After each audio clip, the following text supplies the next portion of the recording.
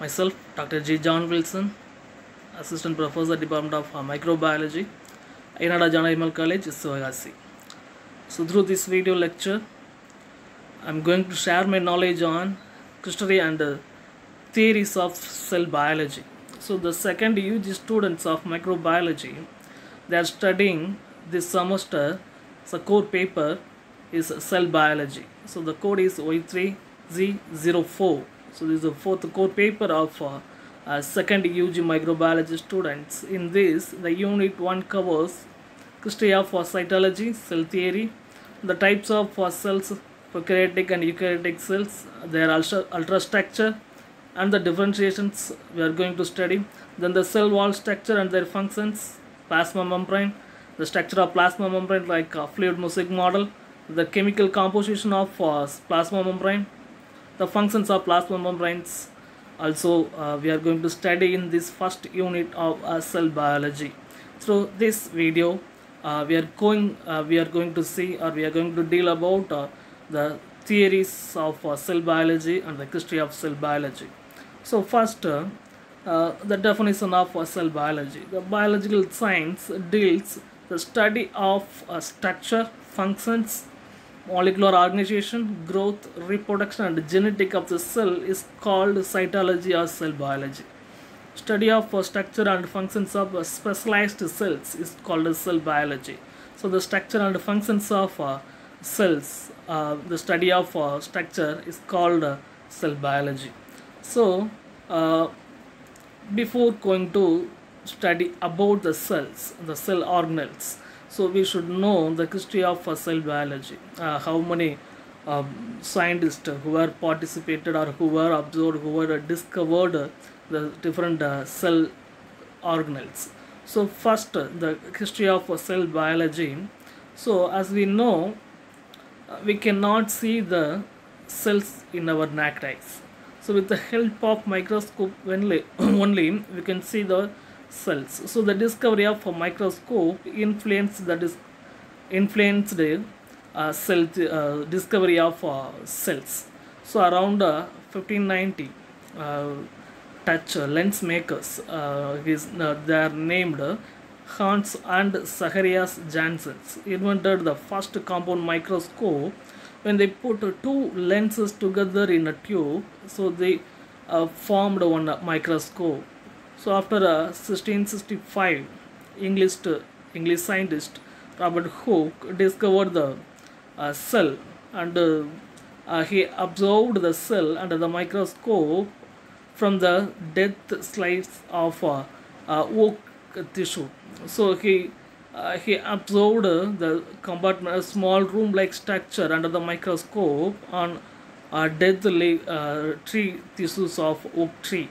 So he named that compartment, small compartment-like structure, is called cells. So the Robert Hooke who discovered and he came up with the name cells.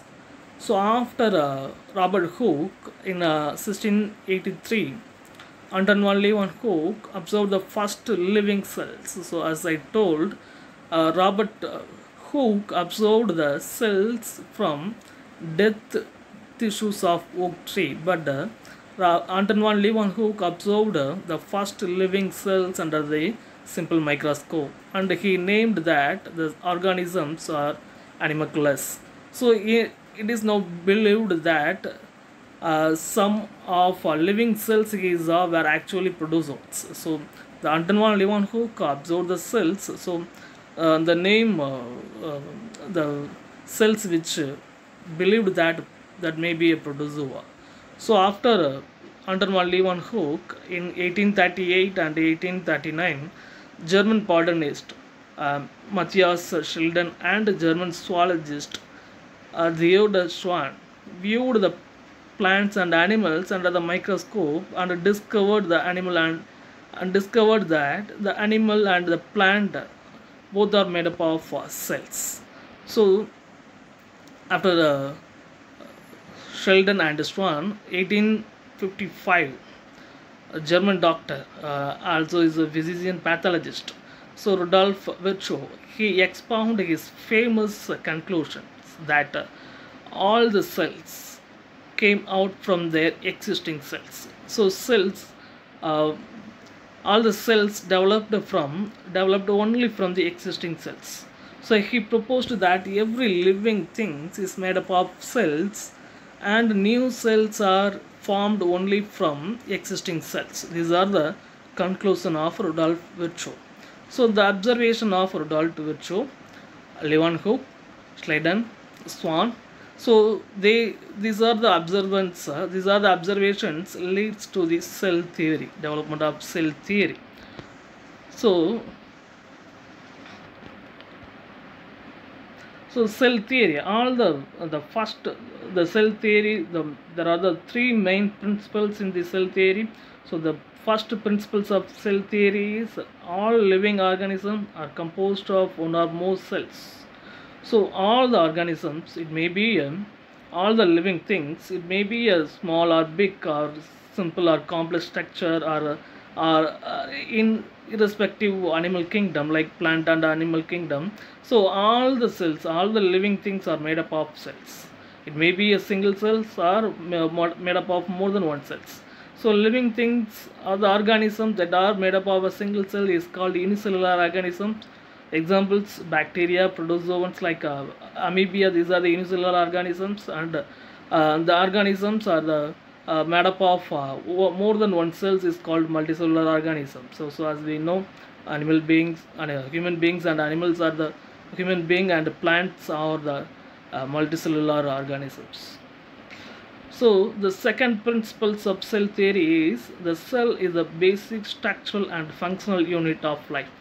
So all the biological process that occur within our body, for it to sustain itself, cannot occur without the presence of cells. So the basic unit of life, uh, all the structural things and all the vital functions, um, which which sustaining of life needed the cells. So cells are the building block of living things, like bricks in the building. So the cells are the building blocks of all the living cells, like starting from the cell to tissue. So tissue is nothing but the masses of cells. So the cells, all the organs and organ systems, so everything is made up of cells. So the cell is the basic structural unit, structural and functional unit of cells. All the biological activity, all the process done through the cells only.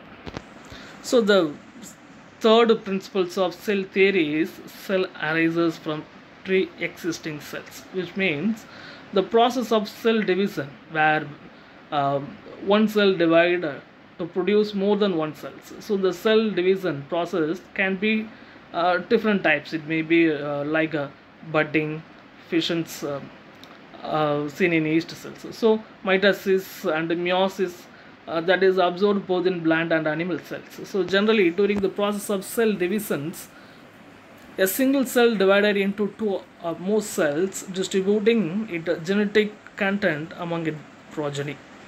Thus, the newly formed cells are usually identical to the parental cells.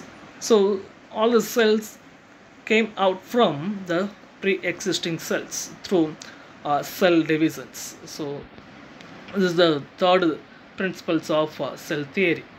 So the cell theory nowadays, the modern cell theory, the extended versions of cell theory can also include that hereditary information of our DNA is passed from cell to cell during cellular divisions. So as stated earlier, all the cells divide either asexually by mitosis, fissions, or budding sexually by meiosis.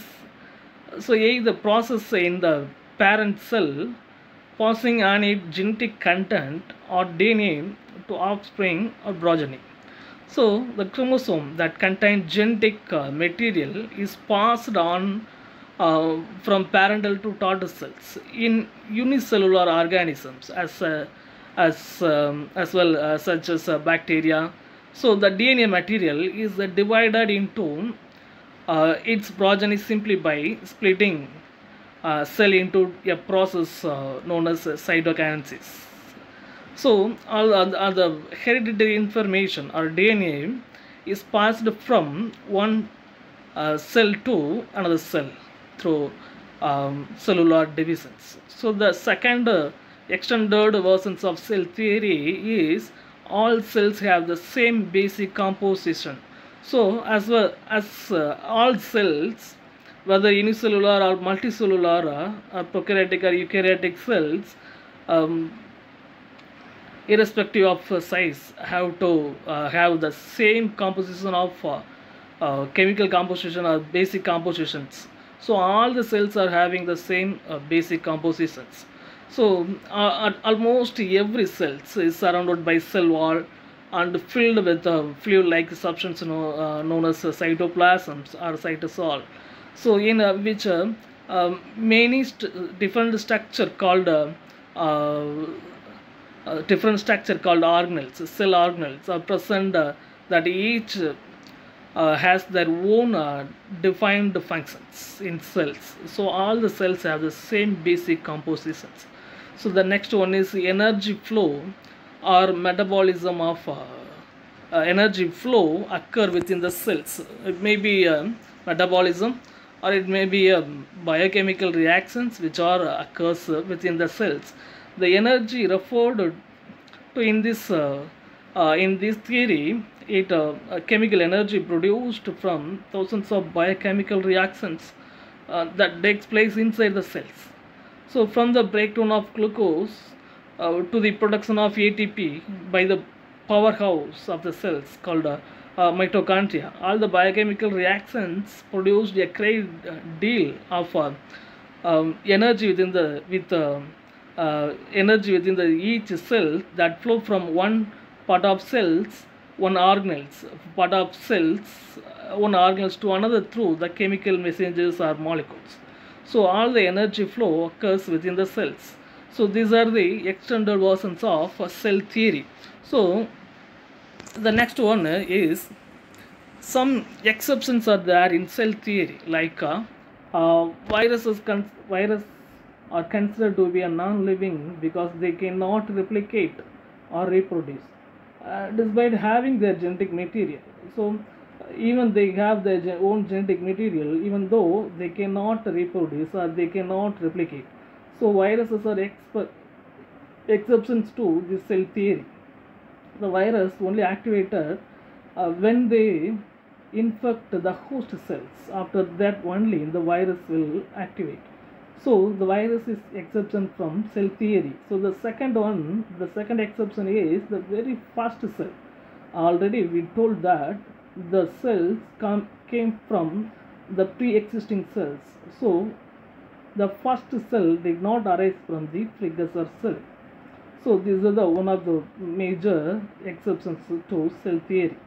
So also mitochondria and chloroplast, although present within the cell, have their own genetic material and can reproduce independently from the cells that they are present in. So they can replicate independently. So even though they present inside the cells, so they can reproduce independently because of they have their own genetic material. So this is also the exceptions to this cell theory. So the next is protoplasm theory. So protoplasm theory is proposed by Hedwig.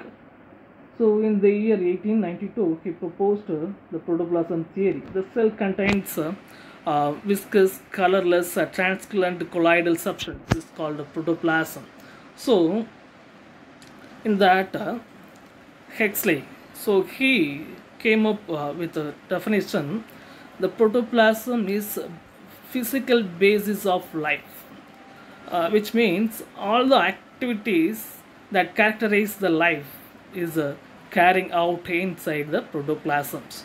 So all the protoplasm carrying out the metabolic activity, movement, homeostasis, adaptation and reproduction, all the activities are carrying out the protoplasm. So the protoplasm is called as physical basis of life. So the next theory is germplasm theory. August Weismann, the same year, he proposed a theory, germ blossom theory. So he stated that the body of organism formed two type of cells, somatic and germ cells. So body is formed of somatic cells. So after disappear, after death of the animals, the body cells will completely disappear. So it's not inheritable.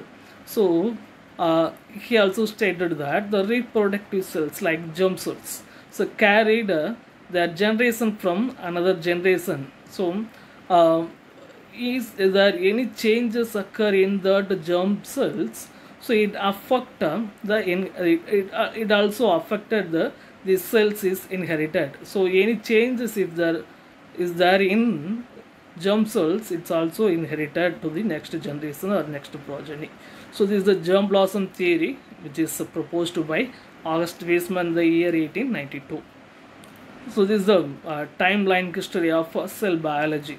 So this is some of the invention or some of the milestone which are carried out by the scientist. So this is the time history of cell biology. So starting from 1595, the invention of compound microscope by Hans and Janssen. So 1655, Robert Hooke described the cells in cock, which is nothing but a dead cell of oaks.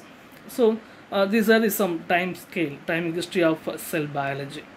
So this is a time, this is a history of cell biology. Just to go through the history of cell biology. So in this video, almost we have seen the cell or the paramount important of life. So without which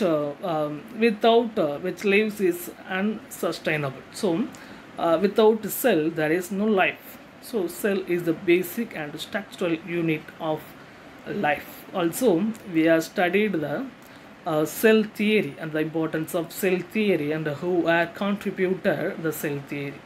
So this is the small introduction about cell theory and the history of cell biology. Thank you for watching.